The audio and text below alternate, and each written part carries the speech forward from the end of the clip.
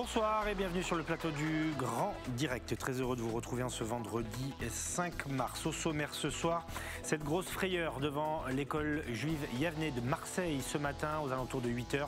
Un homme a été interpellé alors qu'il portait un couteau. Il semblerait qu'il se dirigeait vers un commerce tenu par une famille juive. Il est interné ce soir. Reportage dans ce Grand Direct et nous serons avec Bruno Benjamin, le président du CRIF dans les Bouches-du-Rhône. Frédérique Vidal, ministre de l'Enseignement supérieur, de la Recherche et de l'Innovation en visite en région Provence-Alpes-Côte d'Azur. Marseille ce matin, Nice cet après-midi. Dans les deux cas, elle a rencontré les étudiants pour parler précarité. Et puis la grande collecte, ça démarre ce soir, enfin demain, la grande collecte des Restos du Cœur. Nous partirons dans le Var pour un échange avec Christian Lepine qui est chargé des relations et des grands événements pour l'association fondée par Coluche. Évidemment, grande collecte qui va vous mobiliser. Voilà pour le sommaire. Entre autres choses, nous serons également avec le recteur de l'Académie de Nice, Guilhem Ricavi, et puis le maire de Bandol, qui, lui, est un peu à contre-courant puisqu'il souhaite un reconfinement strict dans le département du Var. Il nous précisera sa pensée ce soir sur les antennes d'Azur TV. Bonsoir Eric. Bonsoir Nicolas. Ce qu'on peut dire, c'est que, et on va commencer avec vous, on a peut-être échappé au pire ce matin. Alors certes, a priori, le suspect âgé de 60 ans paraît déséquilibré, mais il était en tout cas autour d'une école, d'un commerce juif, avec un couteau, donc il a été interpellé. Bon, on se dit que ce soir, on a peut-être eu, entre guillemets, de la chance. Oui, alors il faudra voir quand même, je pense qu'il y a une enquête qui va être diligentée, il faudra voir s'il s'agit d'un déséquilibré, comme on le dit en général quand on ne sait pas trop quoi dire, ou s'il s'agit peut-être d'un profil radicalisé, on ne sait pas. En tout cas, vous avez raison Nicolas, on a échappé au pire, parce que juste à côté, il y avait cette école juive, il y avait ces commerces juifs également. Alors peut-être qu'on va voir les images de l'interpellation, elle est musclée, mais voilà, il faut faire confiance aux policiers. Quand un individu dangereux se promène avec un couteau, on ne peut pas le laisser et lui demander ses papiers poliment. Et justement, les faits vous sont expliqués par Cindy Chevaux. Grosse frayeur ce matin sur le boulevard Barry à Marseille.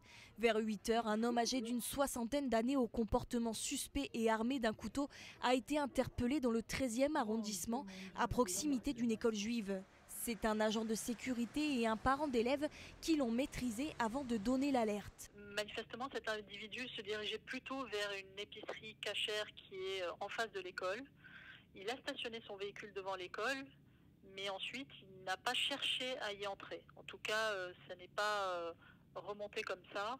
C'est un individu qui était connu pour des faits de droit commun. Et donc, il n'y a pas, à ma connaissance, d'éléments liés à des faits de radicalisation ou de terrorisme. Et il n'a pas, semble-t-il, revendiqué le moindre acte quand il a cherché à marcher dans la rue avec ce couteau.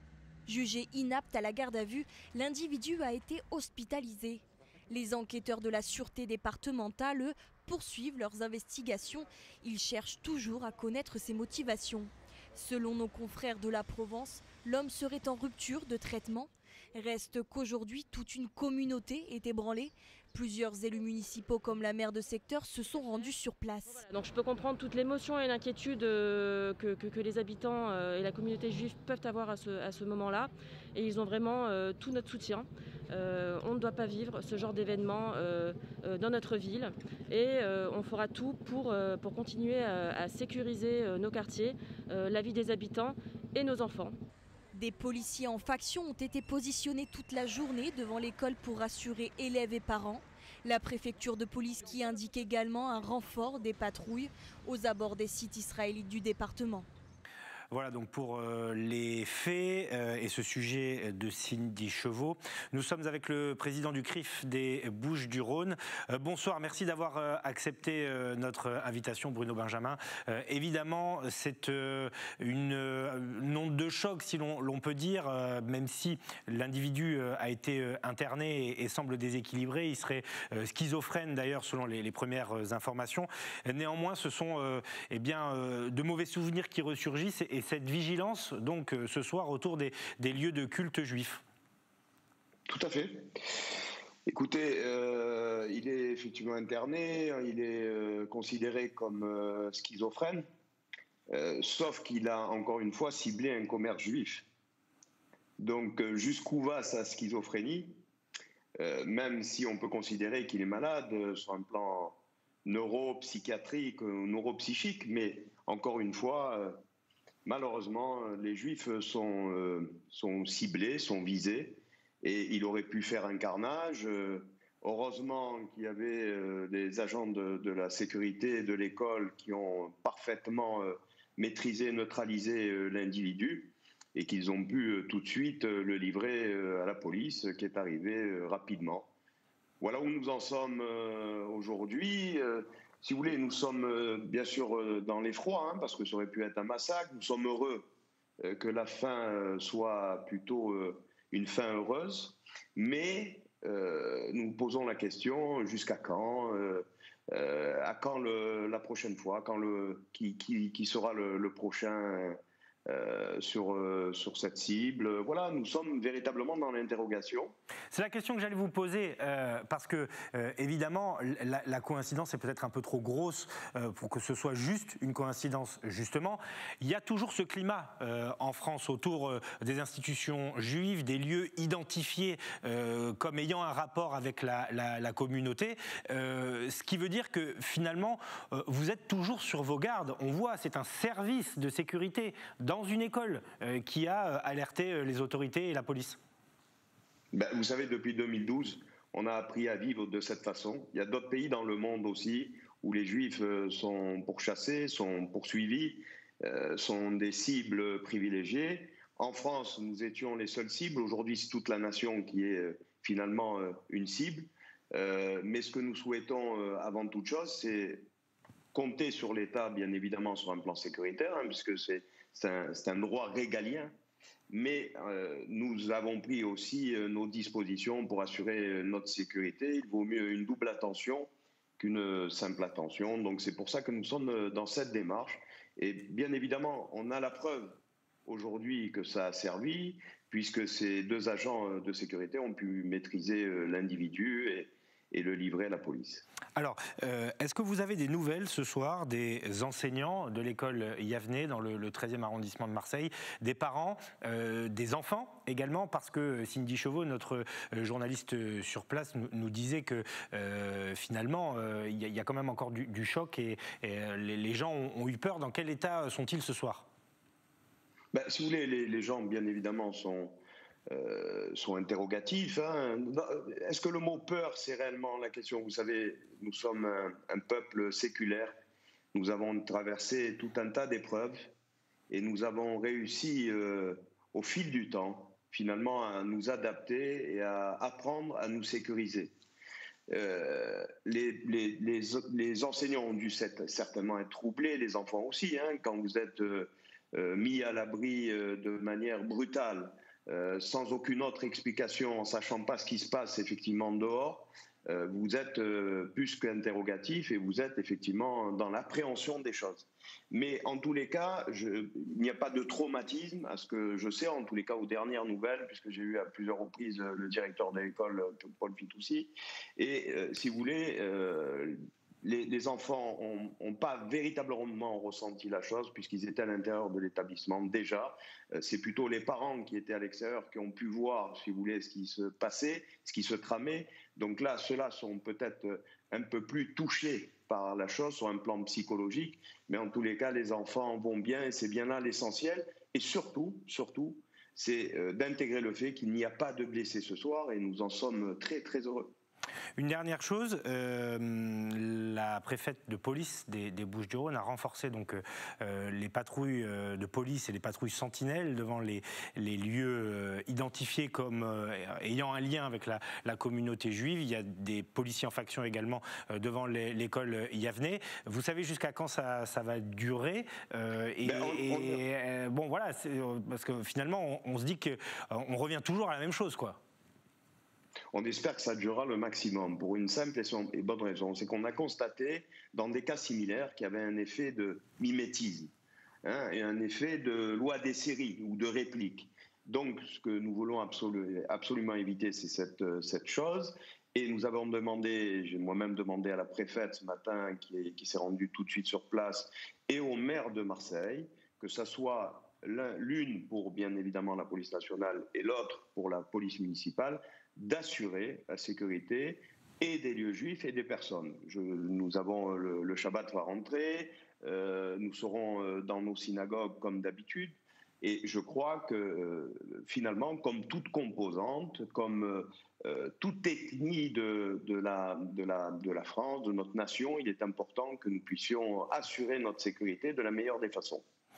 Merci beaucoup Bruno Benjamin, président du CRIF des Bouches-du-Rhône, d'avoir accepté notre invitation ce soir après cette interpellation devant une école juive de Marseille d'un homme âgé d'une 60aine d'années armé d'un couteau. Merci à vous et à très bientôt.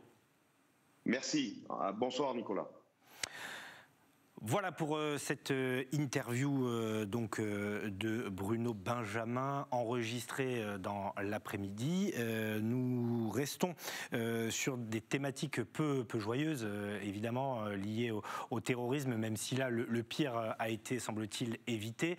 Une mauvaise nouvelle pour l'association Mémorial des Anges de Nice, qui a initié en 2017 un projet de mémorial national consacré au terrorisme. Sa présidente Anne Muris aurait bien aimé que ce dernier ouvre ses portes à Nice. Et pendant longtemps, on a pensé que ça allait être le cas. Et finalement, la décision a été prise d'ouvrir ce mémorial à Paris, ce qui est un coup dur donc, pour la fondatrice de l'association, rencontrée par Alexis Ricard. Le projet de musée mémorial du terrorisme sera finalement inauguré à Paris et non à Nice, comme l'avait souhaité Anne Muris. Cette Niçoise a perdu sa fille lors de l'attentat du 14 juillet 2016 et est à l'origine du projet d'un mémorial aux fonctions pédagogiques et de souvenirs. J'ai appris la nouvelle hier et je vous avoue très honnêtement que lorsque on m'a annoncé cette nouvelle, j'ai été sidérée à plusieurs niveaux. Et aujourd'hui, mes sentiments sont un petit peu mitigés. Dans un premier temps, je me dis, je suis fière que cette idée que j'ai initiée, que j'ai portée, qui m'a occupée plus de 4 ans, qui a eu des conséquences lourdes sur ma vie personnelle, et aboutit et arrive à ce projet. Une déception d'autant plus grande qu'en tant qu'initiatrice du projet en 2017, elle n'a pas été prévenue de cette décision. Mais à côté de ça, je suis vraiment très très déçue parce qu'il y a un grand irrespect de la part des membres du comité. Je trouve que c'est désobligeant d'apprendre ce genre de nouvelles par voie de presse. Et que les membres du comité n'aient pas eu quand même la délicatesse d'avertir à minima les associations. Et en ce qui nous concerne, Mémorial des Anges, je trouve que c'est très irrespectueux de ne pas avoir pris la peine de m'avoir signalé ce qu'il en était, parce qu'ils savent très bien que le projet du Mémorial Musée est l'essence même de notre association. Ce musée mémorial est attendu en 2027 à Paris, la capitale qui a elle aussi subi le terrorisme islamiste, notamment lors des attentats de Charlie Hebdo et du Bataclan. Éric, qu'est-ce que vous en pensez ?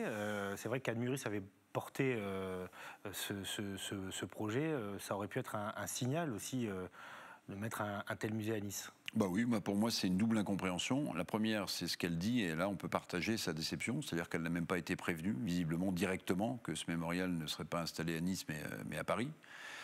Et puis la deuxième déception, sans doute plus grande, quand on initie un projet de cette ampleur pour le souvenir des victimes de l'attentat, c'est qu'il ne soit pas quand même sur le sol niçois. Enfin moi ça me semble évident. Alors parce que c'est un mémorial de tous les actes de terrorisme, en fait, oui. Qui est depuis l'attentat du drugstore jusqu'aux récents événements, donc pas que le terrorisme islamiste, mais Anne Muris et l'association avaient porté à bras-le-corps avec des propositions.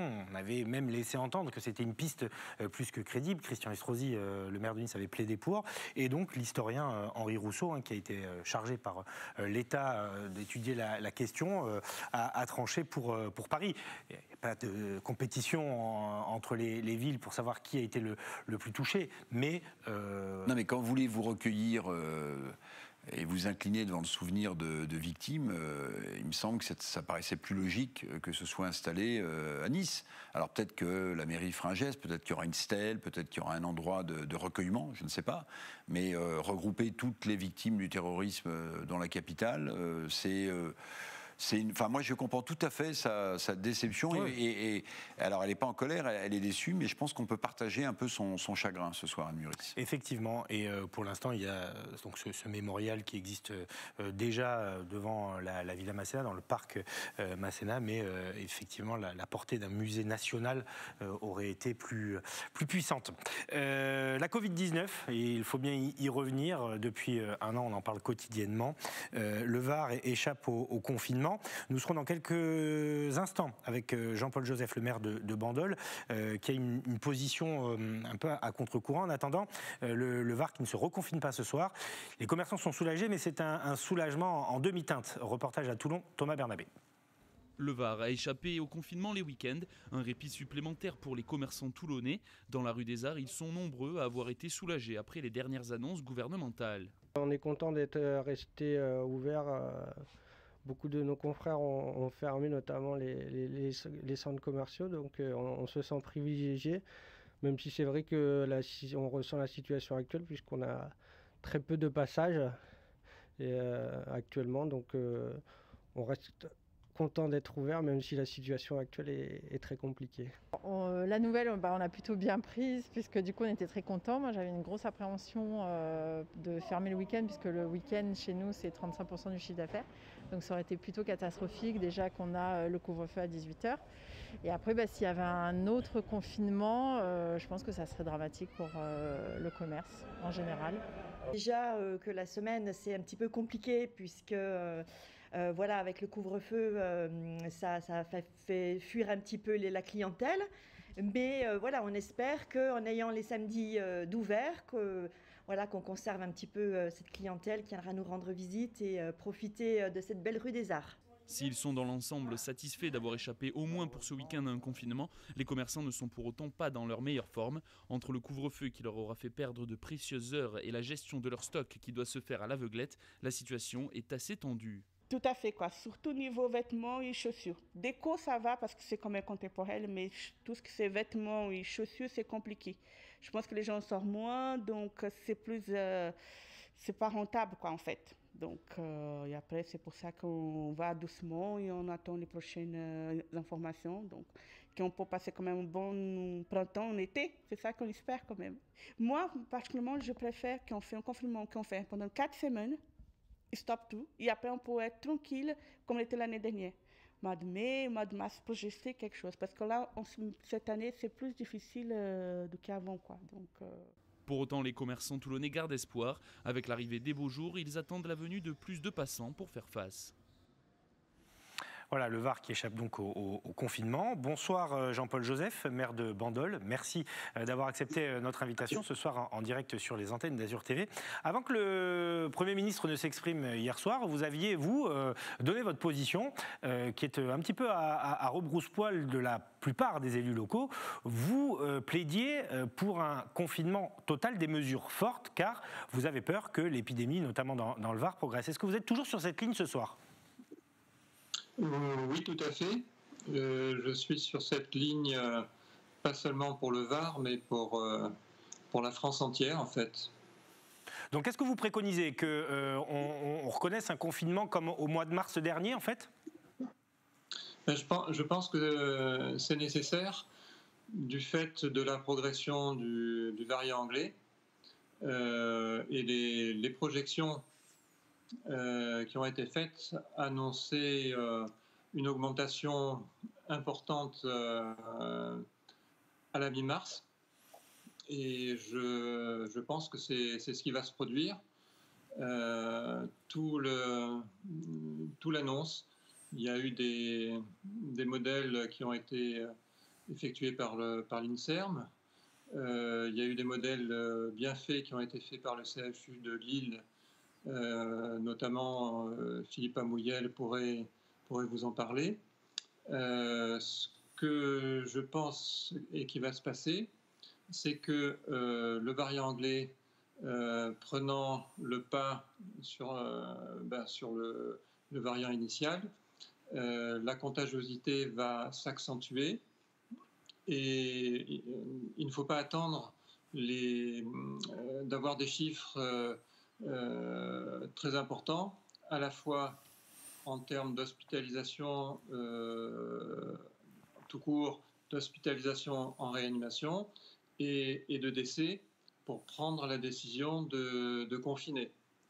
Ceci dit, je prends, comme tout le monde, en considération les conséquences économiques et sociales qui sont redoutables, mais je pense qu'on est en train de reculer pour mieux sauter. Mais Jean-Paul Joseph, quand vous dites « je prends en considération les conséquences économiques et sociales », comment vous les prenez en considération précisément si vous optez pour un confinement total ? Eh bien parce que, de toute façon, on sera obligé de le faire, à moins d'accepter de passer de 300 morts par jour à bien davantage. Alors, c'est c'est une question qu'on pourrait poser. Je ne pense pas que le pays soit prêt à accepter qu'on se dirige vers 500 ou 600 000 morts en France. Mais bien sûr, mais il ne semble pas prêt non plus à retrouver les affres du confinement. On a vu dans les Alpes-Maritimes déjà un confinement le week-end, ça a créé pas mal de problèmes. On voit bien que le gouvernement craint aussi la réaction des Français. Et la vaccination, malgré tout, est-ce que là n'est pas la solution ? A priori, elle va s'accélérer. C'est la promesse faite hier par Jean Castex. Alors la crainte du gouvernement, bien évidemment, je la partage aussi. Ceci dit, à la fin du mois de janvier, les sondages montraient que la majorité des Français s'attendaient à un confinement dur. En ce qui concerne perdu Jean-Paul Joseph, on va évidemment tenter de reconnecter le maire de Bandol. Une petite réaction, Éric, d'abord. Alors, on n'est pas là, évidemment, pour le pousser dans ses retranchements, mais c'est aussi courageux d'assumer une telle position. Oui, enfin, c'est courageux et c'est angoissant en même temps, parce que si vous voulez, les projections des statisticiens, je voulais poser la question à Jean-Paul Joseph. Mais il est là, il vous écoute, voilà, allez-y. Les projections, monsieur le maire, des statisticiens ont montré aussi, par le passé récent, qu'il y avait beaucoup d'erreurs dans ces projections statistiques. Là, vous basez sur des extrapolations statistiques qui disent, toutes choses étant égales par ailleurs, on pourrait avoir une reprise de l'épidémie et donc plus de morts. Mais en fait, ce ne sont que des projections statistiques. Vous dites qu'il ne faut pas courir le risque, quoi. Il y a projection et projection. Il y a des modèles qui sont plus ou moins bien faits, des analyses, des essais publiés qui sont plus ou moins bien faites. En ce qui concerne le variant anglais, je pense que les projections sont très sérieuses. Le variant est en train de prendre le pas. Je vous cite juste un exemple. L'INSERM avait tablé sur une prééminence du variant anglais, soit à la fin février, soit à la mi-mars, en fonction de la contagiosité supplémentaire. Et c'était 50% de contagiosité supplémentaire si ça arrivait à la mi-mars, et 70% si ça arrivait fin février. Et là, Jean Castex a annoncé hier qu'on était à 60% de variants. Donc la contagiosité, on a la preuve qu'elle est très importante en ce qui concerne le variant anglais. J'aimerais me tromper, mais je ne voudrais pas non plus rester uniquement sur une note angoissante, parce que ce n'est pas du tout mon souhait. Mon souhait, c'est que la bonne mesure soit prise au plus vite, de manière à ce qu'on s'en sorte au plus vite. C'est-à-dire qu'en gros, vous dites qu'on pourrait confiner moins longtemps si on le faisait maintenant pour stopper à la racine la propagation du virus. Et j'apporte une précision importante que j'aurais dû indiquer dès le début. Vous êtes médecin, hein, cardiologue, donc vous parlez aussi en tant que spécialiste de la santé, pas uniquement en tant qu'élu. Alors, je parle effectivement en tant que médecin et aussi en tant que spécialiste des statistiques médicales et de l'analyse des essais cliniques publiés. J'ai fait ça pendant 10 ans. Voilà. Et donc, je sais faire la part des choses au niveau des publications scientifiques. Et je voudrais rester sur une note d'espoir. Vous avez parlé des vaccins. Bien évidemment, l'espoir et l'avenir, ce sont les vaccins. C'est ce qui va nous permettre de nous en sortir. Ce qui nous manque actuellement, ce sont les vaccins. Et nous n'allons pas résoudre le problème en quelques semaines. Il faudra un peu plus de temps que ça. Et c'est si vous voulez, c'est le croisement entre la progression redoutable du variant anglais. Bon, les autres sont un petit peu à la traîne, heureusement, le brésilien et le sud-africain, mais l'anglais, il est là, il a pris le pas. Il va passer dans peu de temps de 60% à 70, 80, 90.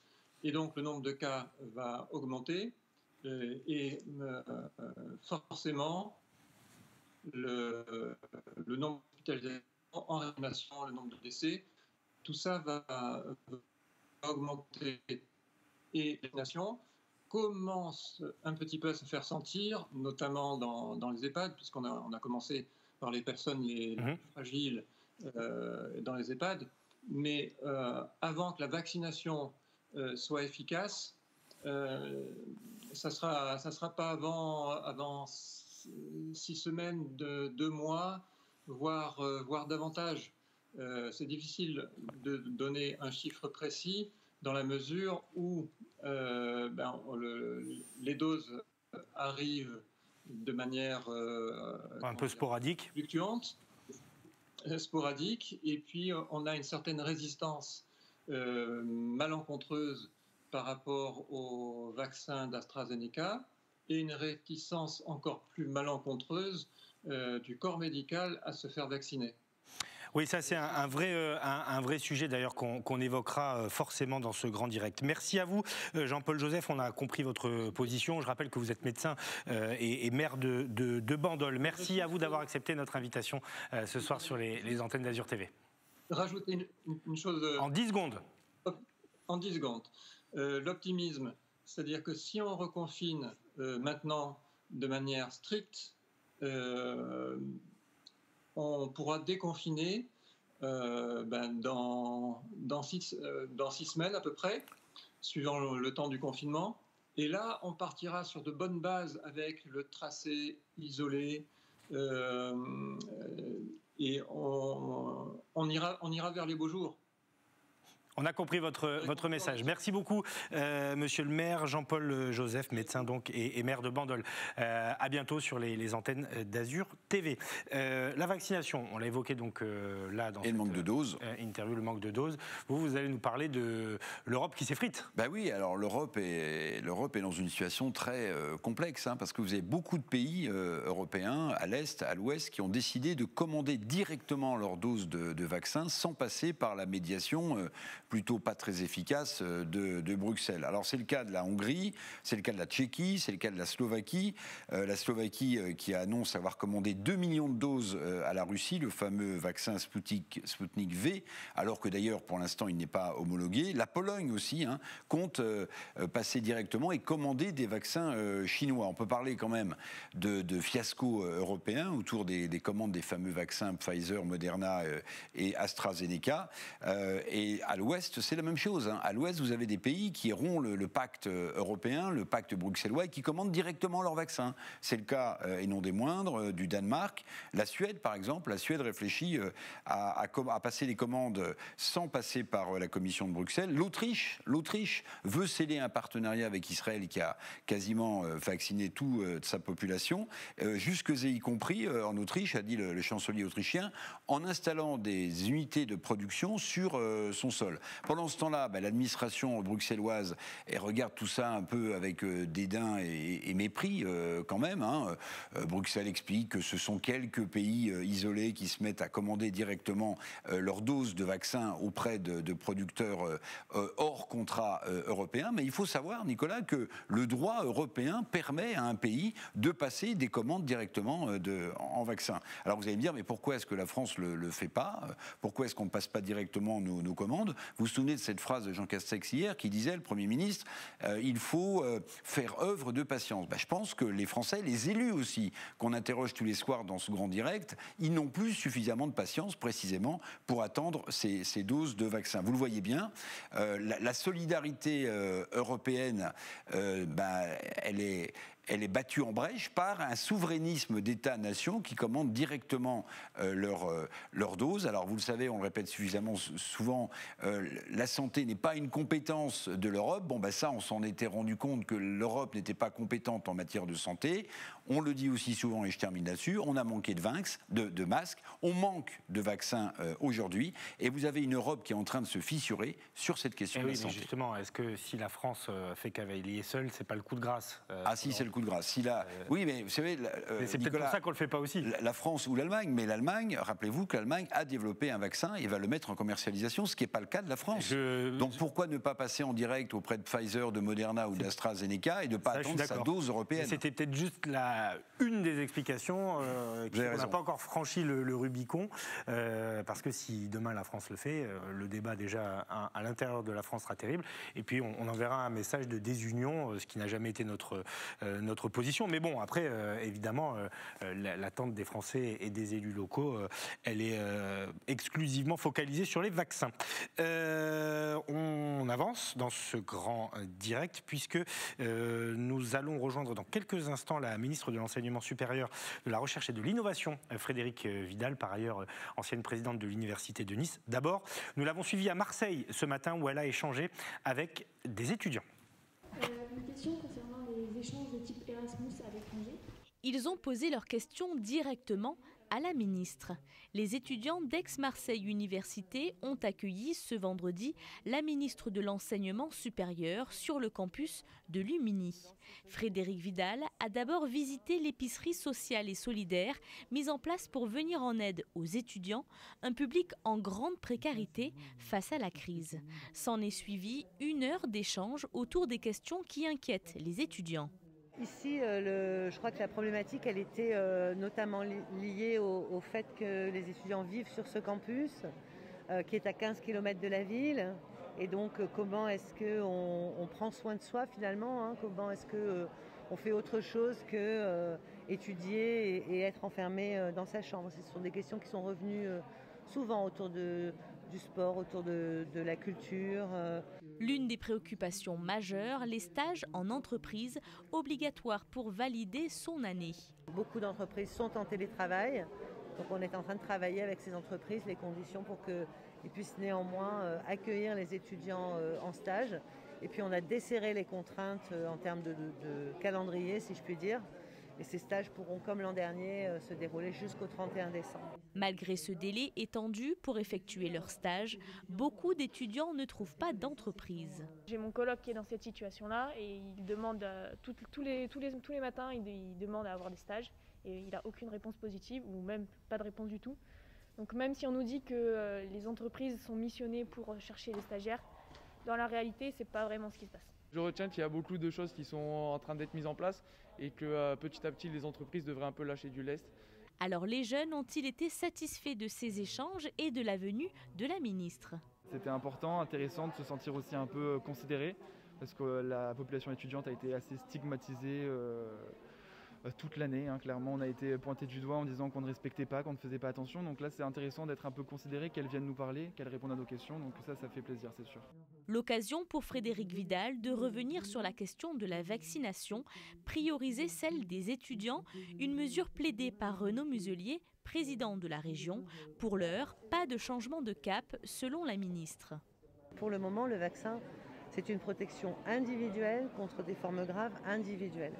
Et comme on ne sait pas si le fait d'être vacciné empêche de propager le virus, et qu'on attend bien sûr, mais tous les pays du monde attendent avec impatience l'avis de l'OMS sur ce sujet, l'avis des scientifiques, pour le moment, la stratégie vaccinale va rester la même. Les étudiants bénéficient aujourd'hui d'une aide immédiate pouvant aller jusqu'à 500 €, des repas journaliers à 1 € et désormais des consultations gratuites chez le psychologue. Voilà, Frédéric Vidal qui a poursuivi sa visite dans notre région à Nice, notamment pour inaugurer le restaurant solidaire dont nous avons parlé en début de semaine, le restaurant l'Agorae dans la capitale azuréenne. Frédéric Vidal qui est avec nous donc depuis Nice. Bonsoir, merci d'avoir accepté notre invitation. Bonsoir. Avant de parler de cette étape niçoise, je voudrais qu'on revienne sur ce qu'on vient de voir, les échanges avec les étudiants à Marseille. Alors évidemment, la précarité, on va y revenir, l'accès à la nourriture, mais une interrogation est quand même beaucoup revenue, c'est celle du monde professionnel des stages, les étudiants qui ont des difficultés visiblement à rentrer dans ces stages qui leur sont promis à cette période de l'année. Alors effectivement, c'est un sujet qu'on travaille avec évidemment le monde socio-économique, les collectivités aussi depuis plusieurs semaines. Donc des initiatives locales qui se sont mises en place avec les universités qui sont en lien avec justement ces acteurs du monde socio-économique.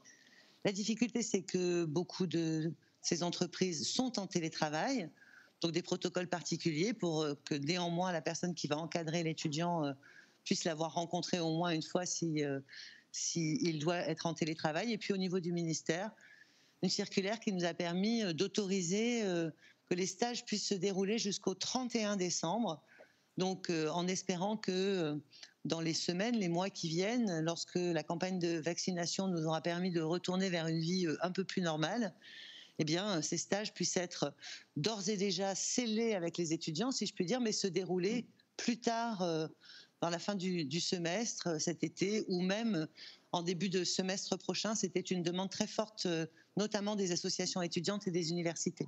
Alors on l'a entendu dans le sujet d'Yentel Criado, des dispositifs ont été mis en place depuis le début de cette crise sanitaire, aide financière, les repas à 1 €.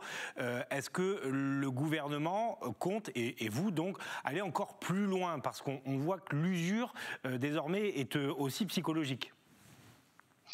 Alors effectivement, et c'est pour ça que évidemment le gouvernement, au travers de du soutien qui est apporté aux fédérations étudiantes et aux syndicats étudiants, eh bien, démultiplie finalement ses moyens d'agir sur le terrain. Le contrat d'objectif qui est passé entre le gouvernement et la FAGE, notamment sur ces questions de précarité alimentaire, c'est aussi ce qui permet aux associations membres de la fédération eh bien, de bénéficier de subventions. Vous savez, ce que l'on observe en réalité, ce sont des jeunes en général et des étudiants en particulier qui ont besoin de renouer du lien.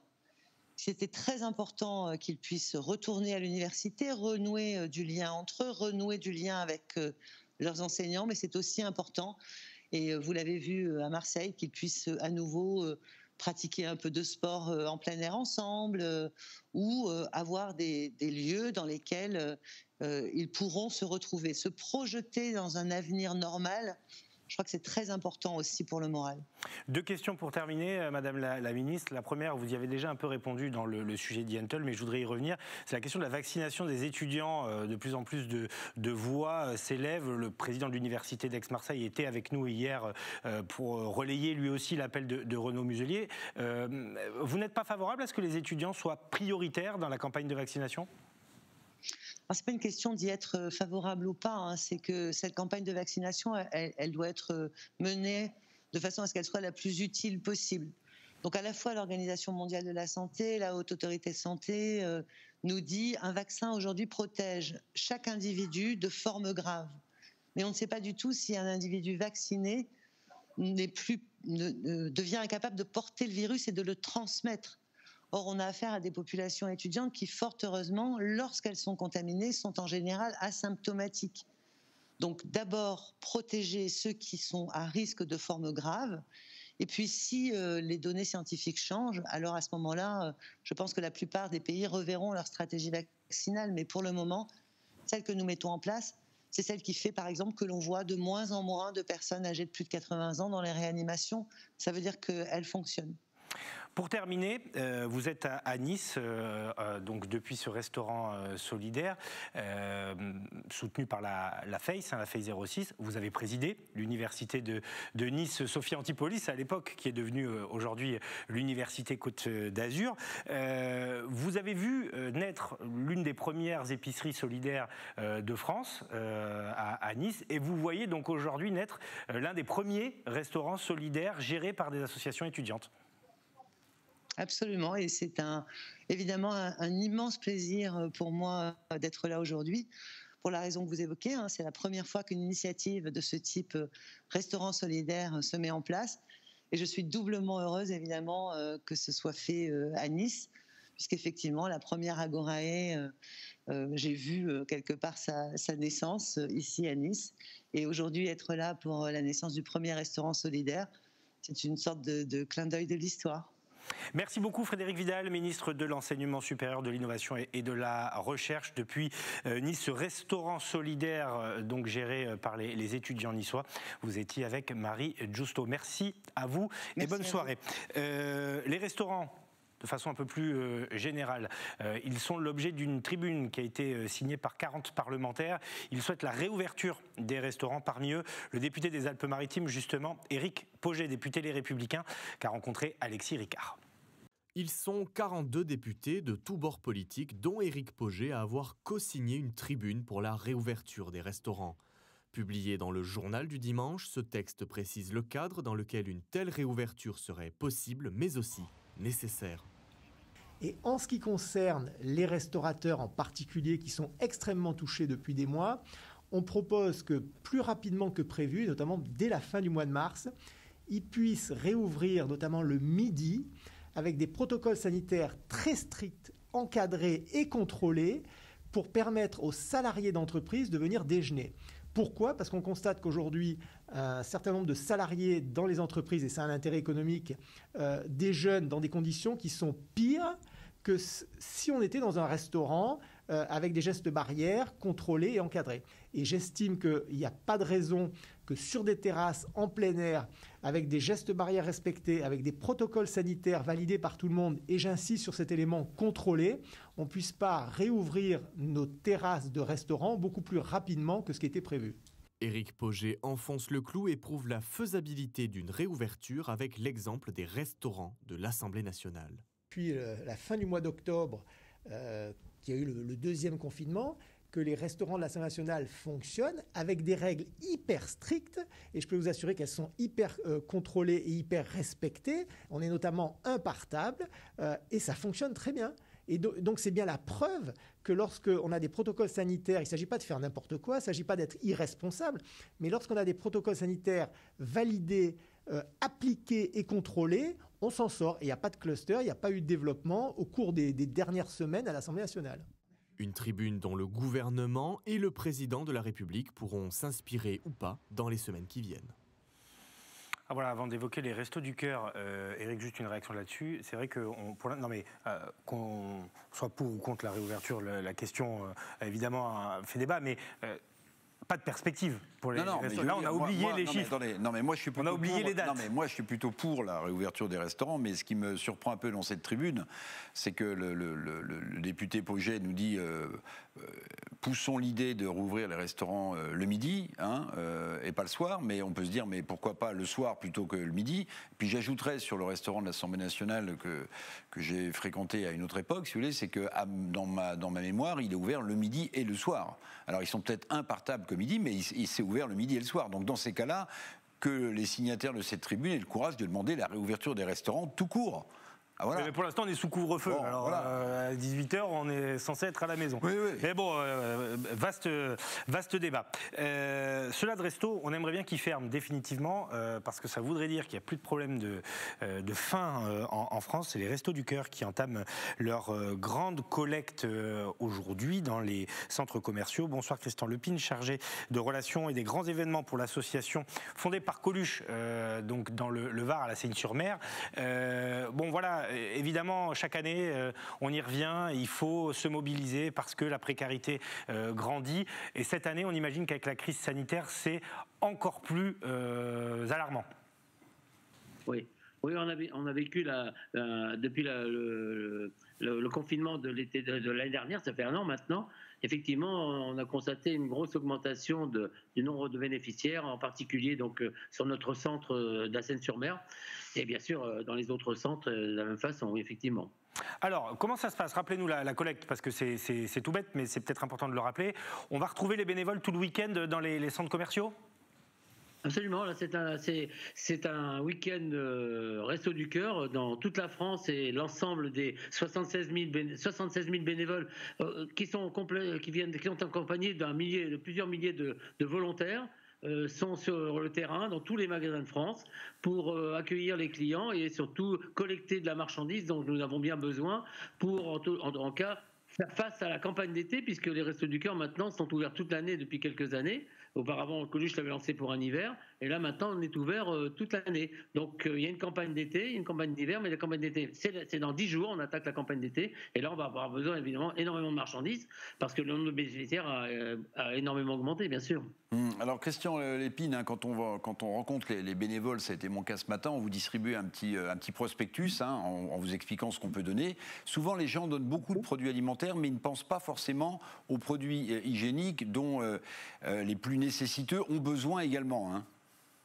Ce dont nous avons besoin, bien sûr, on a besoin de denrées alimentaires. Les gens pensent beaucoup aux pâtes, c'est le produit phare. Et évidemment, il y a d'autres produits. On a beaucoup d'enfants maintenant, beaucoup de bébés. Donc il y a la partie hygiène personnelle, mais aussi l'hygiène bébé, les couches, les produits laitiers, les petits pots. On a besoin de ça. Donc effectivement, il faut penser aussi aux enfants. On a beaucoup d'enfants maintenant dans les centres Restos du Cœur, oui. Pour terminer, je voudrais que vous commentiez ce chiffre qui est effarant.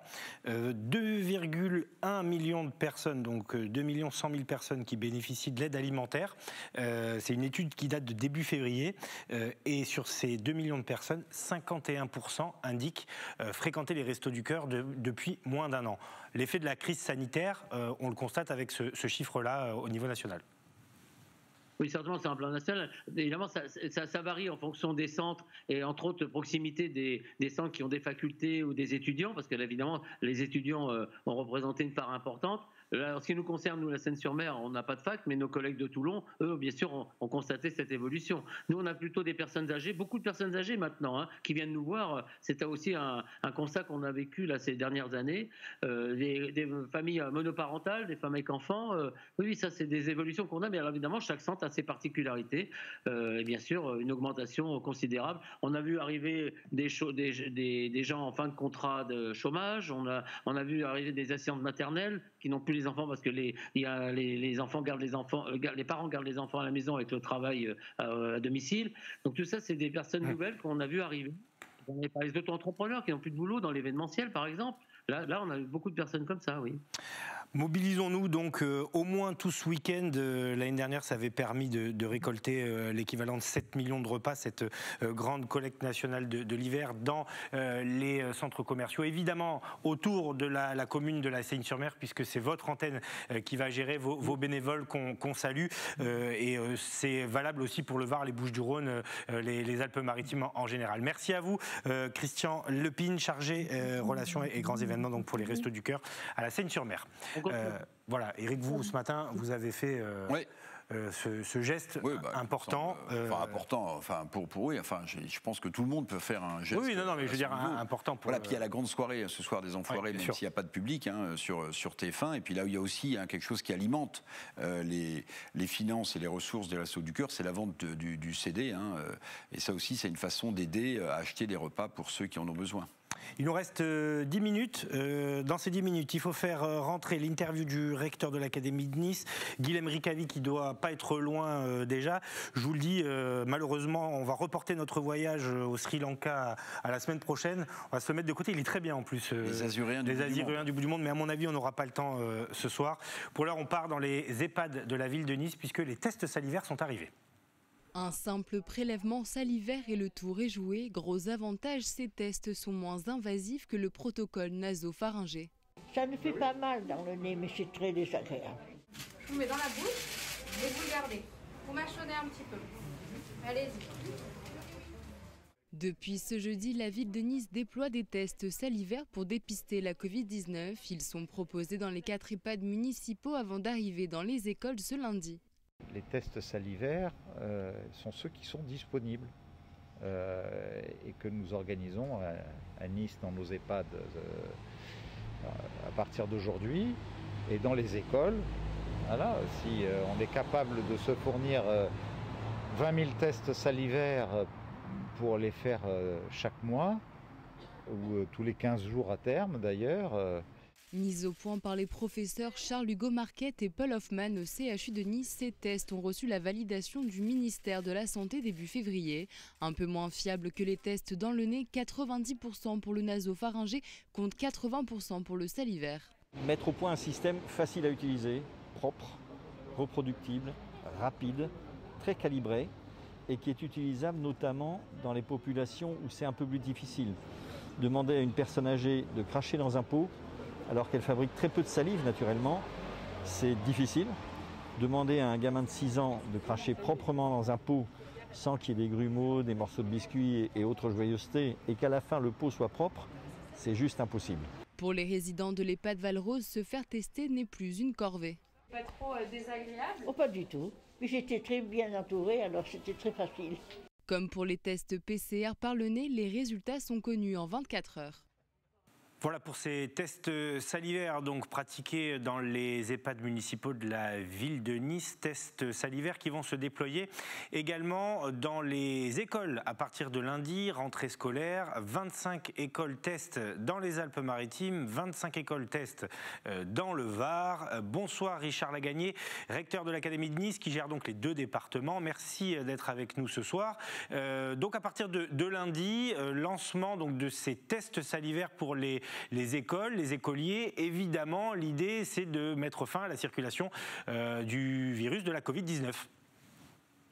C'est bien cela. Effectivement, notre objectif est d'intensifier nos démarches de testing auprès de nos élèves. Alors, on avait fait beaucoup d'efforts déjà dans le second degré. En revanche, auprès de nos jeunes élèves du premier degré, il était important de pouvoir s'engager dans cette voie-là. Et les tests salivaires nous offrent cette possibilité. Nous commençons progressivement le travail de test dans nos écoles la semaine prochaine. Alors on voit ces images sur ces tests donc réalisés auprès des seniors, mais l'objectif est un peu le même avec les écoliers, notamment en primaire et en maternelle, c'est d'éviter la douleur finalement et le côté désagréable du test nasopharyngé. Oui, c'est le gros avantage de ces tests salivaires, c'est qu'ils ne sont pas invasifs et donc ils sont très doux finalement et du coup beaucoup plus faciles à mettre en œuvre pour nos jeunes élèves. Donc c'est un enjeu important. Et puis en même temps, au-delà de cet objectif de tester, c'est aussi de maintenir nos écoles ouvertes. Et pour cela, il faut bien évidemment lutter intensivement contre la circulation virale et casser les chaînes de contamination. Comment ont été choisies les écoles qui vont démarrer les tests à partir de la semaine prochaine? Donc, je le disais, 25 dans le Var et 25 dans les Alpes-Maritimes. Alors, nous avons fait avec l'ARS un travail de priorisation des territoires cibles et au sein même des territoires du coup des écoles. Et donc, on a choisi des écoles dans les territoires où la circulation virale était la plus intense. Forcément, ces écoles vont varier d'une semaine à l'autre et donc on va se donner rendez-vous tous les mardis avec l'ARS pour faire un point de situation et pour rebalayer, redéfinir des listes d'écoles à tester la semaine suivante. Les parents sont déjà avertis pour ceux qui seront testés lundi parce qu'il faut leur accord. Alors exactement, nous avons, avec l'appui également des collectivités territoriales, fait une opération de mailing ou d'envoi de SMS auprès des familles, parce qu'il est important, il est nécessaire même, d'avoir l'autorisation parentale pour pouvoir opérer ces tests-là. Et donc le travail a été fait en amont pendant cette période de vacances. La plupart des écoles fera l'objet de tests jeudi et vendredi, mais c'est important de pouvoir démarrer dès lundi auprès d'un certain nombre d'écoles. Voilà, ça se passera à Nice, on sera là bien évidemment. Il y a des écoles de Saint-Laurent-du-Var aussi, par exemple dans les Alpes-Maritimes qui sont concernées. Est-ce que les réponses sont plutôt favorables des parents? Est-ce qu'en majorité, ils donnent leur autorisation? Alors, je n'ai pas encore le retour précis aujourd'hui. Ça doit se faire en ce moment auprès des DSDEN et auprès des cellules de crise que nous avons mises en place. Mais ce que l'on voit dans les autres académies qui se sont déjà engagées depuis 2 semaines sur ces opérations-là, on a des taux d'acceptation extrêmement importants qui dépassent largement les 70%. Donc, j'espère que nous aurons là aussi un accord important des familles parce qu'il est important que collectivement, on se mobilise sur un sujet comme celui-ci pour précisément lutter contre la Covid et casser les chaînes de contamination. Comment ça se passe à partir du moment où des tests reviennent positifs? À quel moment on décide de fermer des classes, par exemple? Alors là, on est sur les protocoles classiques qui sont déjà déployés dans l'éducation nationale depuis plusieurs semaines. Donc, si on est en école élémentaire et que l'on constate plusieurs cas, 3 cas sans variant brésilien ou sud-africain, dans ce cas-là, on ferme la classe. En revanche, si on a affaire à des variants sud-africains et à des variants brésiliens, dans ce cas-là, un seul cas positif nous amène à fermer la classe. Donc là, on est sur des protocoles tout à fait désormais normalisés et classiques et nous serons bien entendu extrêmement attentifs. Il faut savoir que tous ces tests salivaires vont faire systématiquement l'objet d'une analyse des cas variants pour bien identifier de quel type de variant il s'agit. Les objectifs, il me reste 2 questions à vous poser. Les objectifs en termes de tests dans les prochaines semaines, est-ce qu'on a des objectifs chiffrés? Alors tout à fait, cette semaine, on est un peu en deçà des 6000 tests pour notre académie. L'objectif cible de la semaine suivante est aux alentours de 10 000. Ça sera probablement notre rythme de croisière. Et à ces tests-là vont se rajouter des opérations locales spécifiques en lien avec le CHU et certains laboratoires avec d'autres types de tests qui viendront en complément du travail que nous conduisons Éducation nationale. Une dernière chose, Richard Lagagny, est-ce qu'aujourd'hui il y a beaucoup de classes fermées ou perturbées par des cas positifs dans le Var et dans les Alpes-Maritimes? Alors aujourd'hui, pour l'instant, les écoles sont fermées. Oui, évidemment, mais avant les vacances. La veille des vacances, nous étions à un peu plus de 70 classes fermées. Il n'y avait qu'une seule école de fermée à l'échelle de l'académie. Il y avait un nombre de classes assez conséquent, 70-80 classes.